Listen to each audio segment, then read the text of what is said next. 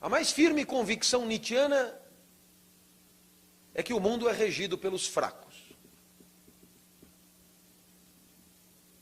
Esse é o ponto de partida de toda a filosofia de Nietzsche. Poderíamos dizer, o mundo é regido preferentemente por aquilo que ele chama de forças reativas. E eu gostaria que você parasse e me entendesse aqui.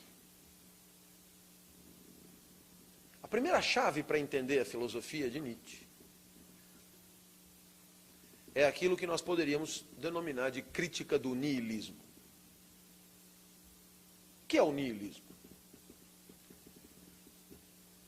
Em qualquer lugar do mundo que você fosse, você sair aqui na rua e perguntar o que é niilismo aqui na recepção do hotel. O que é niilismo? E todos dirão em coro, o niilismo é a falência dos valores universais. O niilismo é a falência das crenças compartilhadas. O nihilista é o indivíduo que vive em busca dos próprios prazeres, sem nenhum princípio, sem nenhum lastro valorativo maior. Então, mas para Nietzsche é o contrário. Professor, isso tudo é muito complicado. Pô, mas eu estou tentando explicar.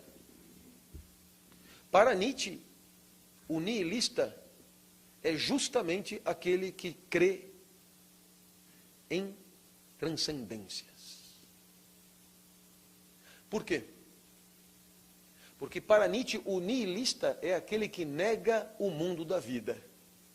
O mundo das pulsões, dos desejos, dos afetos, das energias, da carne, dos corpos, do fluxo e do trânsito. O nihilista é aquele que volta as costas para o mundo da vida e se volta para mundos superiores, mundos do alto. Nesse sentido, eu darei 2 exemplos de nihilista bem diferentes para você entender. Para Nietzsche, o cristão é um nihilista, porque nega o mundo da vida em nome do céu, do paraíso, da vida eterna. E para Nietzsche, o comunista é um nihilista, porque nega o mundo da vida em nome de uma transcendência, só que essa ele mesmo assume que criou, que é a sociedade sem classe, o Eldorado, onde todo mundo é igual. Os dois são nihilistas. Os dois viram as costas para o mundo como ele é. Os dois estão voltados para uma idealidade. Portanto, nihilista para Nietzsche é negar o mundo dos tesões em nome do mundo transcendente, seja ele religioso ou laico.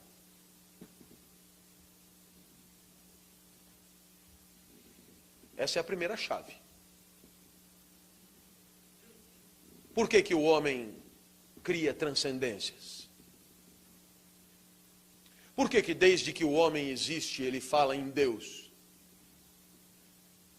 Porque Deus é o que Nietzsche chama de universal saciador. Em outras palavras, Deus é aquele que recompensará, reequilibrará, reordenará todas as mazelas de que você é vítima no mundo da vida. Quanto mais aqui você se ferrar, mais tranquila será a sua eternidade. Porque é mais fácil o camelo passar pelo buraco da agulha do que um indivíduo que se dá bem no mundo da vida entrar na eternidade boa. Deus é o próprio efeito gangorra. Quem se humilha será exaltado. Quem se ferra será condecorado. Portanto, como quase todo mundo se ferra, quase todo mundo volta as costas para esse mundo tão entristecedor e se volta para um mundo transcendente, onde tudo é promissor.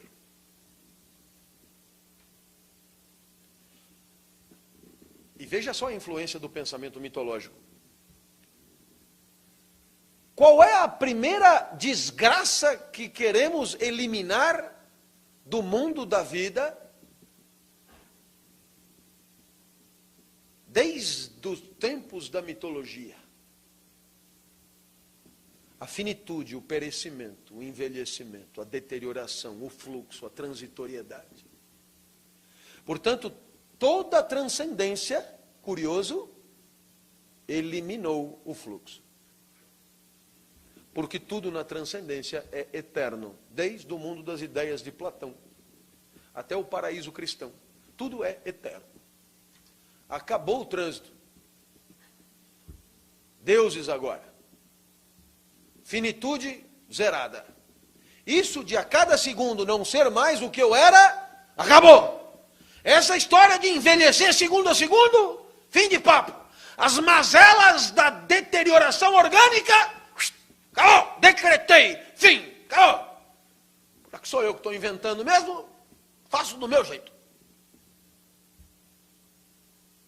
E portanto, se o homem sempre falou em Deus, isso é Nietzsche falando, depois eu saio aqui, vem sempre um outro chato dizer que eu sou uma pessoa detestável e não sei o que. É o cara que está falando, eu não estou dizendo nada. Nietzsche dirá, as pessoas sempre falaram em Deus, e isso não é prova que Deus existe. Isso é prova que elas sempre foram tristes. É muito boa, cara. O argumento é muito interessante. E da mesma maneira, e aqui vem o ponto fundamental da minha argumentação, da mesma maneira que as pessoas que se ferram são as que fazem acreditar nas transcendências, vírgula, eis aí a fórmula mais bem acabada de um certo tipo de poder. De certa forma, a crença na transcendência é o resultado do poder de alguns sobre outros. Porque, afinal de contas, na hora que você acredita que existe uma vida depois da morte eterna, do jeito que eu estou falando, eu, de certa maneira, tirei das suas costas o peso da finitude inexorável e da morte como fim de tudo. Então, é claro, eu exerço sobre você o mesmo poder que buscavam os primeiros humanos quando ocuparam o espaço deixado por Urano, capado por Cronos.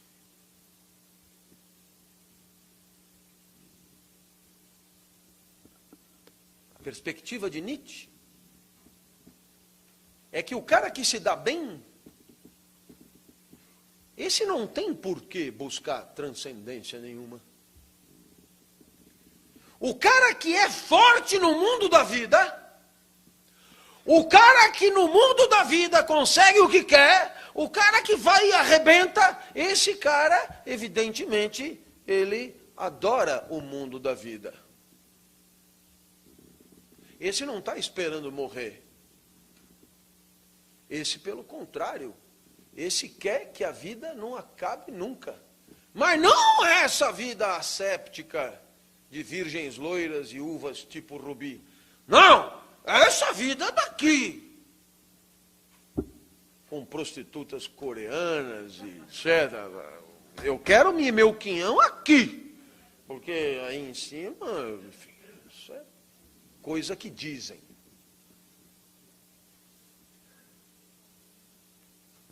E é por isso que Nietzsche, na genealogia da moral, fará da moral uma questão de poder.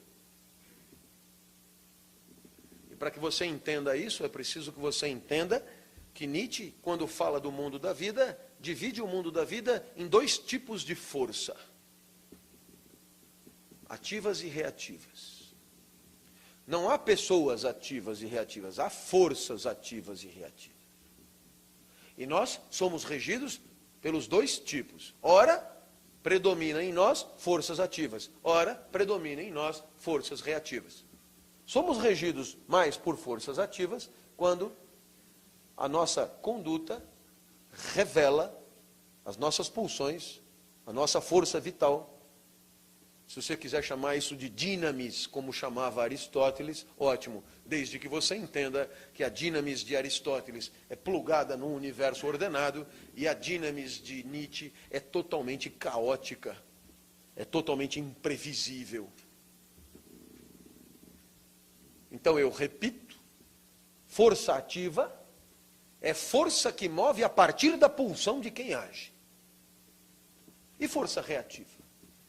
Essa não. A força reativa, ela só existe como reação à ativa. Portanto, quem é movido por uma força reativa, na verdade, age porque o outro agiu. Age para se opor. Age para se contrapor. Age para enfrentar. Age para obstruir. Age, portanto, em última instância, para anular o desejo que é do outro.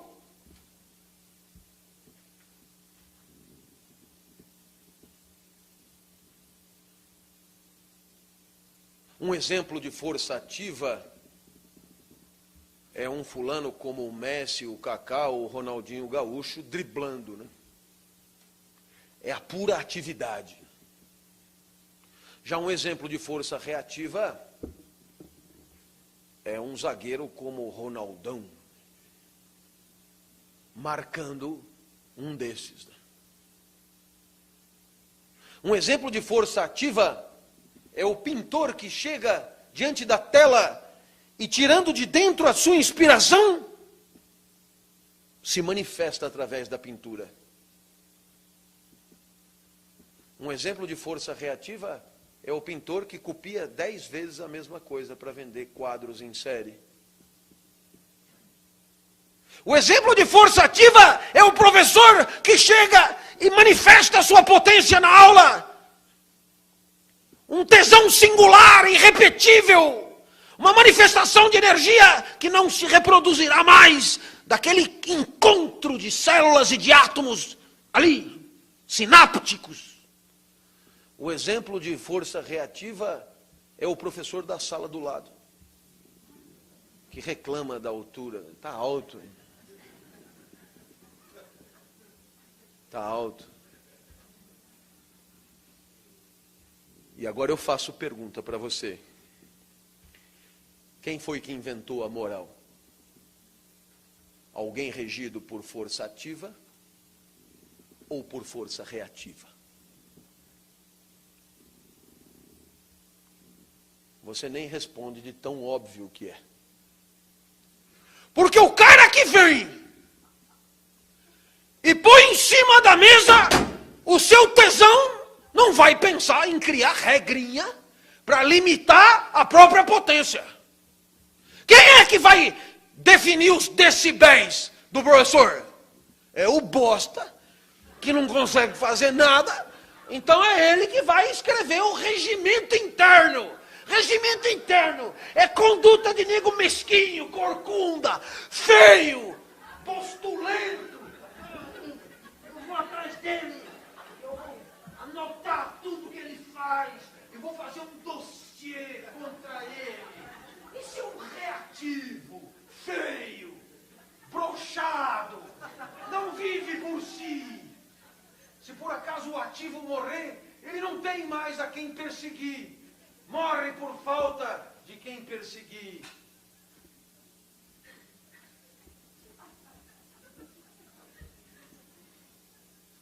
Professor, tem tudo isso mesmo? Tem.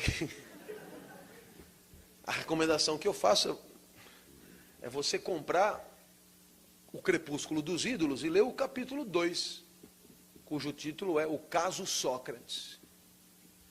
E quem é o Sócrates? É o baixinho, maldito, feio, acanhado, miserável, que fica enchendo o saco dos sofistas, entendeu? O sofista está lá, fudido, gritando e bravejando a sua potência. Foda-se se está certo, se está errado o que ele está falando. Aquilo ali é arte, é sedução, é energia, é tesão. E está lá o cara anotando. está incoerente. Aqui está incoerente, merdoso, fraco. Porque ninguém que é regido pela força ativa faz regra. Regra é coisa de reativo. Mas como eu disse no começo, a vitória é das forças reativas. E por quê? Porque como a causa motriz da reatividade é a ação do outro, a força reativa, ela permite associação, aliança. Em compensação, a força ativa, ela tem como mola motriz o tesão de quem age. E isso não tem aliança possível, porque o meu tesão não se alia com o de mais ninguém. O meu tesão é meu. Então, invariavelmente, você tem a disputa, como diz Nietzsche, de gigantes, geniais. Leia-se ele, na verdade, né? Espetaculares, contra um monte de cagadinho, cutucando, miudinho. A moral é o resultado do sindicato dos bundões. E o que costuma acontecer? A vitória deles. A vitória deles. De certa maneira, um exemplo da vitória deles é a democracia.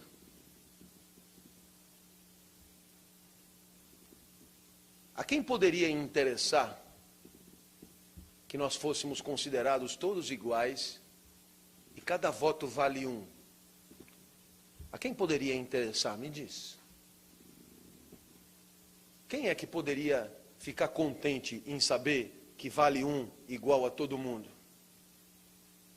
Quem sabe que vale menos de um. Porque com essa igualada e com essa passada de régua, subiu.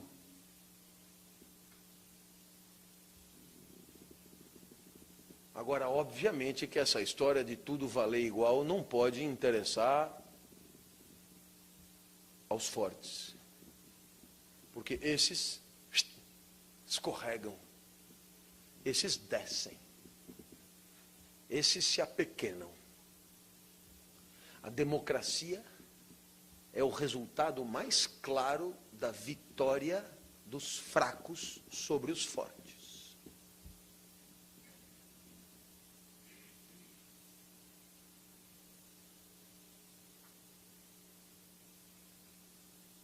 De certa maneira, junto com a democracia, um outro exemplo de triunfo da reatividade é o apogeu do espírito científico. E por quê?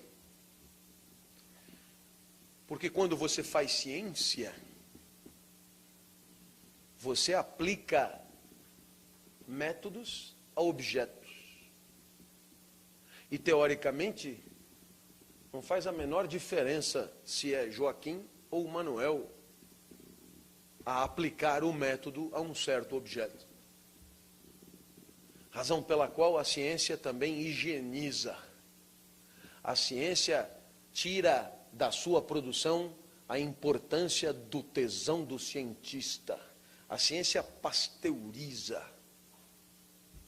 Portanto, a metodologia científica é mais uma pirueta da reatividade contra a atividade. Professor, e em que campo os ativos predominam? Só há um lugar aonde o ativo é rei. É a arte. Porque a arte é toda e qualquer manifestação humana regida pelas pulsões do seu agente.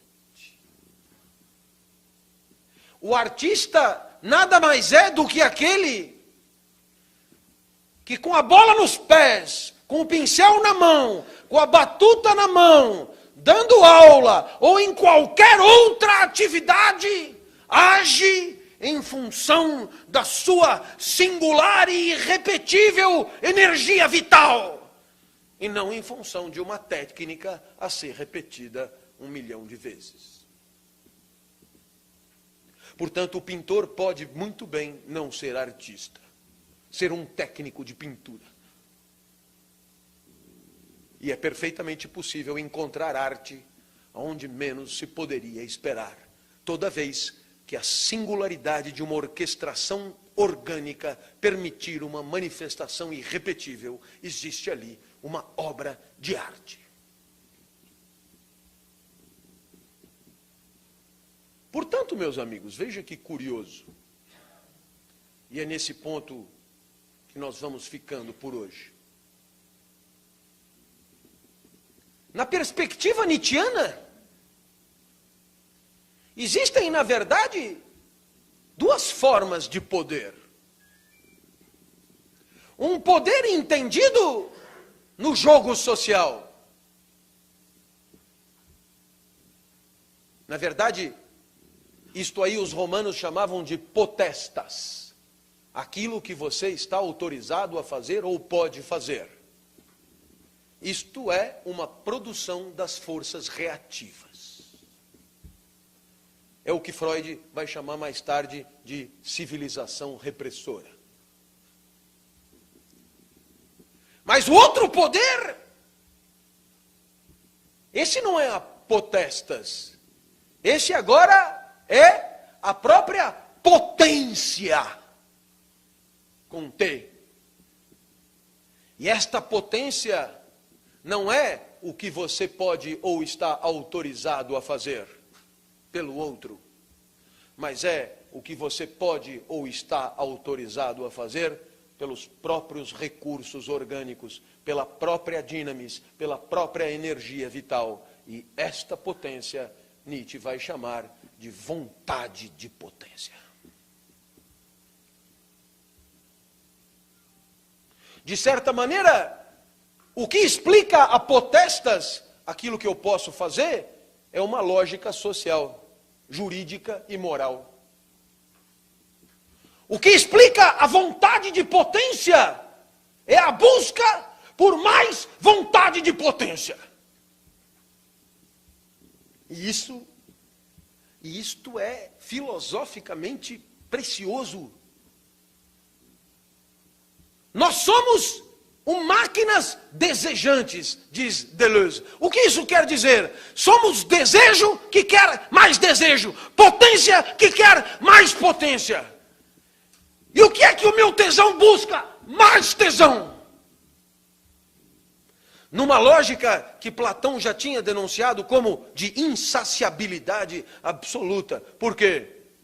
Porque ou desejo o que não tenho, mas quando tenho, o meu desejo se volta para outra e outra coisa. Se preferir, por mais e mais desejo.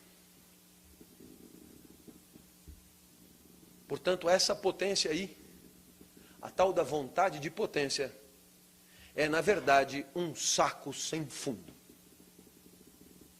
E aqui, meus amigos, aqui você tem o verdadeiro drama existencial. De um lado, você é energia vital, tesão, tesão que quer mais tesão, energia que quer mais energia. E de outro lado, você é autorizado pelos outros, você é determinado pelos outros, controlado pelos outros, vigiado pelos outros. E de outro lado, você está autorizado a poder fazer certas coisas e não outras.